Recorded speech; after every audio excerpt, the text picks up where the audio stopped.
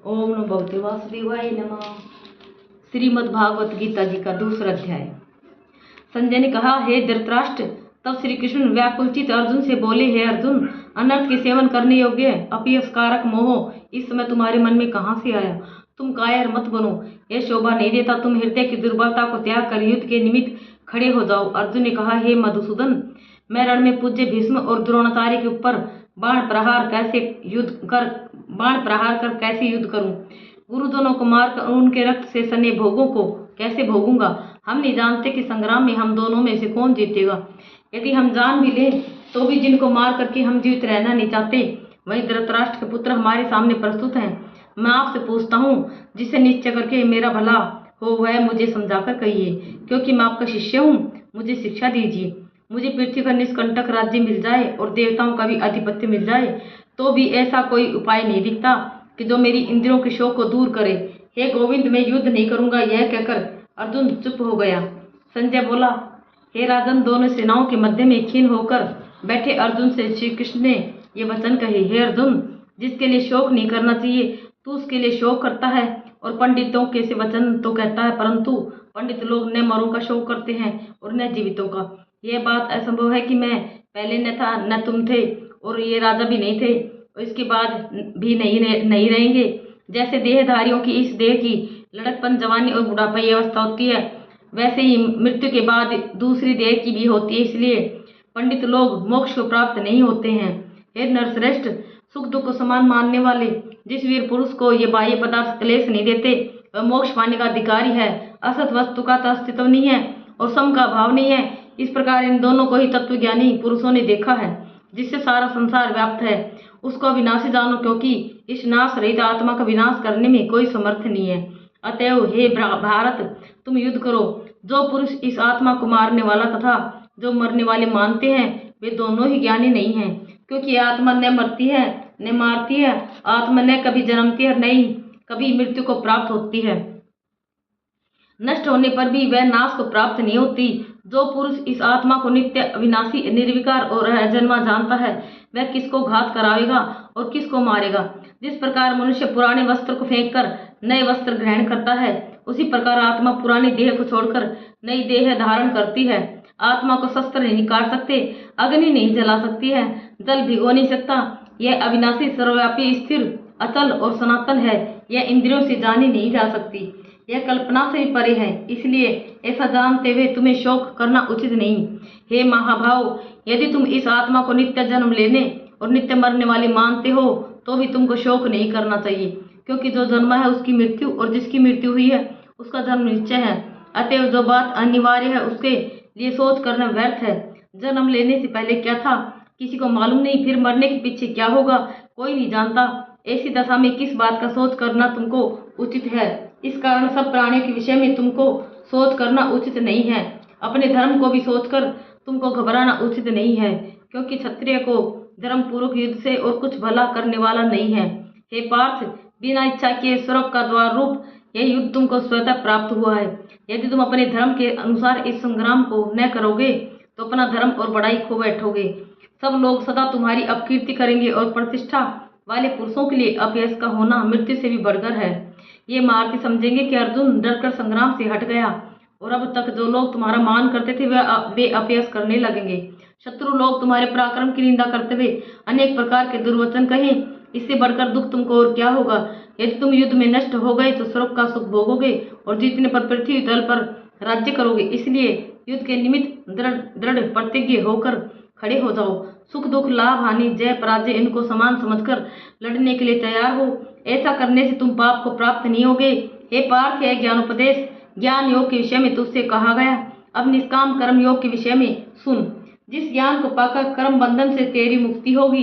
कर्म योग मार्ग एक बार प्रारंभ किए बिना कर्म का नाश नहीं होता, और विघ्न पड़ने पर भी शुभ फल होता है। और इस कर्म का केवल प्रारंभ ही संसार के भय से छुड़ाकर पूर्ण ब्रह्म प्राप्त कराता है। निश्चय करने वाली बुद्धि इस निष्काम कर्म में एक ही है, और कामना वाले पुरुषों की बुद्धि एकाग्र नहीं रहती। उनकी शाखा पर शाखाएं होती हैं। ऐसी दशा में मनुष्य संदेह में रह जाता है। हे अर्जुन, अज्ञानी उस पुष्पिता वाणी को ही स्वर्ग से सुख से बढ़कर कुछ नहीं समझते।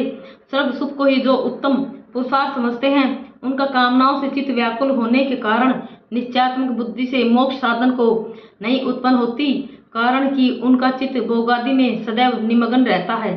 जिन मनुष्यों का चित्त इस प्रकार मोह लिप्त है और जिनकी आसक्ति भोग विलास और ऐश्वर्य में है, ऐसे पुरुषों के अंतकरण में निश्चयात्मक बुद्धि नहीं होती है। हे अर्जुन, वेद त्रिगुणात्मक सकाम है, तुम निष्काम हो जाओ। सुख दुख को समान जानकर नित्य योग क्षेम आदि स्वार्थों में न पड़कर धीरजवान और आत्मनिष्ठ हो। जैसे छोटे छोटे अनेक जलाशयों में मनुष्य का कार्य सिद्ध नहीं होता है, बड़े जलाशयों में से वे सब प्रयोजन अनायास ही सिद्ध हो जाते हैं, उसी तरह संपूर्ण वेदों में कहा हुआ काम कर्मों का फल ब्रह्म में भक्ति रखने वाले मनुष्य को सहज में प्राप्त होता है। तुमको केवल कर्म करना चाहिए, फल तुम्हारे अधिकार में नहीं। तुम न तो फल की अभिलाषा से काम करो और न निकम्मे ही रहो। फल की आशा त्याग कर कार्य की सफलता को समान मानकर तुम योगस्थ होकर कर्म करो। यही कर्म ज्ञान योग है। इस बुद्धि योग सहित कर्म से अन्य कर्म अत्यंत हीन है, इसलिए तुम बुद्धि योग का आश्रय ग्रहण करो। फल की इच्छा रखने वाले निकृष्ट होते हैं। निष्काम कर्म करने वाला पुरुष ईश्वर कृपा से इसी संसार में सुकर तथा दुष्कृत इन दोनों ही का त्याग कर देता है। इसलिए तुम निष्काम कर्म में प्रवृत्त हो जाओ।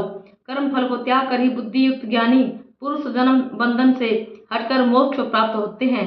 जब तुम्हारी बुद्धि मोह वन के बाहर निकल जाएगी, तब तुम्हारा मन आगे सुनने वाली तथा कही हुई बातों से विरक्त हो जाएगा। अनेक श्रुति समर्थियों के वचनों को सुनने से तुम्हारी बुद्धि भ्रमित हो गई है। जिस समय वह निश्चल होकर आत्मा में स्थित होगी, तभी तुमको तत्व ज्ञान प्राप्त होगा। अर्जुन ने पूछा, है केशव, आत्म स्वरूप में निश्चय बुद्धि वाला किसको कहा है, उसके लक्षण क्या है? श्री कृष्ण जी बोले, हे अर्जुन, जो महापुरुष मन की सब कामनाओं को त्याग देता है और अपने आप ही में प्रसन्न रहता है, उसको निश्चल बुद्धि कहते हैं। दुख में किसके मन को खेद नहीं होता और सुख में किसको आसक्ति नहीं होती, और प्रीति भय क्रोध जिसके जाते रहते हैं, वह महात्मा स्थिर बुद्धि वाला मुनि कहलाता है। जो शुभ पदार्थ प्राप्त होने से हर्ष नहीं करता, अशुभ से अप्रसन्न नहीं होता, उसी को स्थिर बुद्धि जानना चाहिए। और कछुआ जैसे अपने अंगों को सिकोड़ लेता है, उसी तरह जो पुरुष अपनी इंद्रियों को विषयों से हटाता है, उसी की बुद्धि स्थिर जाननी चाहिए। निराहारी पुरुष के विषय घट जाते हैं, परंतु विषयों में उसकी चाह बनी रहती है। पर ब्रह्म का अनुभव होने पर चाह भी घट जाती है। हे अर्जुन, मोक्ष में प्रत्यक्ष करने वाले विद्वान व्यक्ति को भी प्रबल इंद्रिय बलात्कार से उसके मन को जीत लेती है। इसलिए सब इंद्रियों को विषयों से रोक मेरे विषय में तत्पर हो जावे। जिसने इंद्रियों को वश में कर लिया, उसी की बुद्धि निश्चल है। जो पुरुष विषयों के ध्यान में रहता है, उसकी प्राप्ति हो जाती है। प्राप्ति होने से कामना होती है, कामना के पूर्ण न होने से क्रोध की उत्पत्ति होती है, क्रोध से अविवेक होता है और अविवेक से समण शक्ति नष्ट हो जाती है। समण शक्ति के नाश हो जाने से बुद्धि क्षय होती है। जिसकी बुद्धि का नाश हुआ, वह विनाश को प्राप्त होता है। जो पुरुष राग द्वेष रहित हो अपने मन को वश में रखता है, वह शांति को प्राप्त होता है। शांति मिलने पर सब दुखों का नाश हो जाता है। प्रसन्नचित वाले की बुद्धि निश्चल होती है। जो पुरुष योग युक्त नहीं है, उसकी निश्चल बुद्धि उत्पन्न नहीं होती। ईश्वर में भावना नहीं होती। भावना के न होने से शांति प्राप्त नहीं होती। अशांत को सुख कहाँ से मिलेगा? जैसे वायु नाव को जल में खींच ले जाती है, उसी प्रकार इंद्रियां उस पुरुष की बुद्धि का नाश कर देती हैं जिसका मन विषय सिद्धि से इंद्रियों के पीछे लग जाता है। इस कारण हे महाभाव, जिसने इंद्रियों को विषयों से सर्वथा रोक रखा है, उसकी बुद्धि स्थिर है। जो सब प्राणी की रात है, उसमें संयमी जागता रहता है, और प्राणी मात्र जिस समय जागते हैं, मुनिजनों की वह रात्रि है। जल से भरे समुद्र में और नदियों का जल भरने पर भी वह अपनी मर्यादाओं पर रहता है। उसी प्रकार जिस पुरुष में इच्छा के न रहने पर भी सब विषय भोग प्रवेश करते हैं, उसी को शांति मिलती है। विषयों की इच्छा करने वाले को शांति नहीं मिलती। जो सब कामनाओं को छोड़कर तथा इच्छा रहित विचरता है और ममता अहंकार जिसमें नहीं है, वह शांति को प्राप्त होता है। हे पार्थ, ब्रह्म स्थिति यही है। ऐसी स्थिति मिल जाने पर प्राणी फिर मोह में नहीं फंसता और अंत समय में निर्वाण ब्रह्म को प्राप्त होता है। इति श्रीमद्भागवत गीता उपनिषत्सु ब्रह्म विद्या योग शास्त्रे श्री अर्जुन संवादे आत्म संयम योगो नाम द्वितीय अध्याय। दूसरे अध्याय का महात्म्य। नारायण जी बोले, हे लक्ष्मी, दक्षिण देश में पूर्ण नाम का नगर था। वहाँ एक देव सुशर्मा धनवान रहता था। वह साधु सेवा करता था। जब संत सेवा करते बहुत दिन बीत गए, तब एक बाल नामक ब्रह्मचारी आया। उसकी सेवा बहुत करी और विनय करी, हे संत जी, मुझे कृपा कर श्री नारायण के पाने का ज्ञान उपदेश करो, जिससे मेरे जीवन का कल्याण और मुक्ति होवे। तब ब्रह्मचारी ने कहा, मैं तुझे गीता जी के दूसरे अध्याय का पाठ सुनाता हूँ उसके सुनने से तेरा कल्याण हुआ। तू सुनकर। एक अयाली वन में बकरियां चराता था और वहां मैं भजन करता था। एक दिन रात को अयाली बकरियां लेकर घर को चला। मार्ग में एक सिंह बैठा था। तब एक बकरी सबसे आगे चलती आते देखकर शेर भाग गया। तब अयाली यह आश्चर्य देखकर बड़ा चकित हुआ और मैं वहां आ खड़ा हुआ। उस चरवाहे ने मुझे कहा, मैंने यह आश्चर्य देखा कि बकरी को देख शेर डर से भाग गया। तुम त्रिकाल लगे हो, वह वृतांत मुझे कह सुनाओ। संत ने कहा, हे अली, मैं तुझे एक पिछली वार्ता सुनाता हूँ। यह बकरी पिछले जन्म में डायन थी। जब इसका पति मर गया तब वह बड़ी डायन हो गई। जिस सुंदर लड़के को देखे खा लेवे। और यह शेर पिछले जन्म में फंदक था। वह पक्षी पकड़ने वन को गया और डायन भी वन को गई। माँ डायन ने उस फंदक को खा लिया और अब वही फंदक शेर हुआ और वह डायन बकरी हुई। शेर को पिछले जन्म की खबर थी, इसलिए बकरी को देखकर शेर ने जाना कि अब भी तुझे खानी आई है। तब अयाली ने कहा, मैं पिछले जन्म में कौन था? तब संत ने कहा, तू पिछले जन्म में चंडाल था। अयाली ने कहा, हे ब्रह्मचारी जी, कोई ऐसा उपाय भी है जिससे हम तीनों ही इस अधम देह से छूटें? तब संत जी ने कहा, तुम तीनों को उद्धार करते हैं। ये कह संत जी ने गीता जी के अक्षर सुनाए। तब उसी समय आकाश विमान आए। उन सबों को विमान में चढ़ाकर बैकुंठ लोक को गई। अधम देह से छूटकर देव देह पाकर बैकुंठ को चला।